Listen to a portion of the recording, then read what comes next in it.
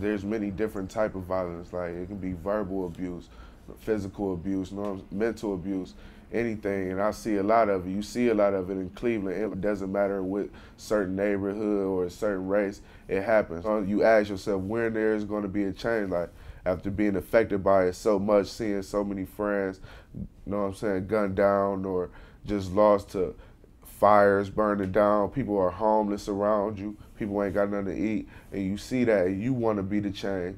You want to change so your little brother ain't got to go through this no more. Your mother, bring your mother out of a situation. And that's basically what I strive for. Defending childhood will allow us to essentially widen our access, streamlining the access to make it easier for children and their families, and also allowing for standardization of evaluation of children so that we can make sure that children who need these services are getting into them. And it will also allow us to link children and their families with appropriate evidence-based practices across the system. So ease of access, basically one-stop shopping for children and families. One of the terrific things about the Defending Childhood Initiative is that it approaches the child as a whole child. So it's not just about educating a child or not just about law enforcement or not just about their household, but about the child holistically, which of course is the way we should think about children. Bringing all of these resources together to think about the child as a whole child, and particularly a whole child who's been exposed to violence, I think has a much better chance of producing good outcomes than every little agency just thinking about their little slice of the child.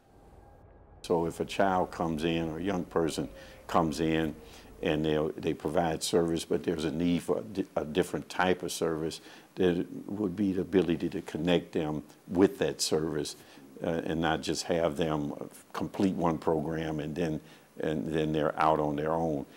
This wraparound kind of approach is always good, and the collaboration is always good because it ensures a better outcome.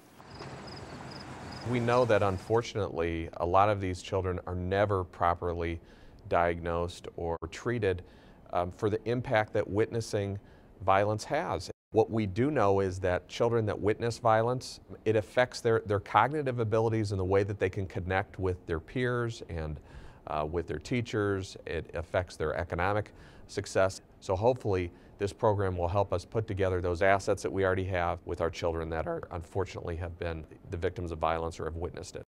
This initiative fit us hand in glove. We wanted to participate from the beginning in both helping to create and shape what this initiative was going to be, as well as help as much as we can to raise the funds necessary that even with governmental funding to provide enough funds locally that we can sustain the program over time. There is trauma happening to children. Injustice is being done. And we're at the table because people are being hurt. And we're at the table because hope is being whisked away in a child's life. And what we want to do is to be part of the solution to correct that. And it's not enough for us to stand in the pulpit and to speak about how wrong it is. We also have to be at the table to help make that change that we want to see in this community. It's been so important to formulate a plan that works, that we talk directly to the individuals, the kids, who are going to be affected by what's going on here.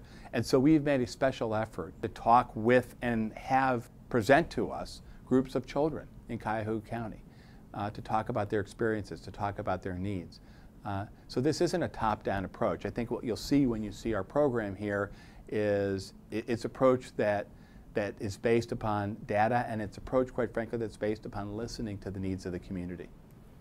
I've seen a lot of children who've been forced to grow up too quickly because of the situations they've been put in. I think that children who go through these situations have a harder time actually making themselves concrete because they never had that childhood. You have to grow up and take care of yourself. So I think the reason why domestic violence is such a strong topic to me is because children need to be able to live their childhoods to the fullest, and domestic violence prevents that from happening.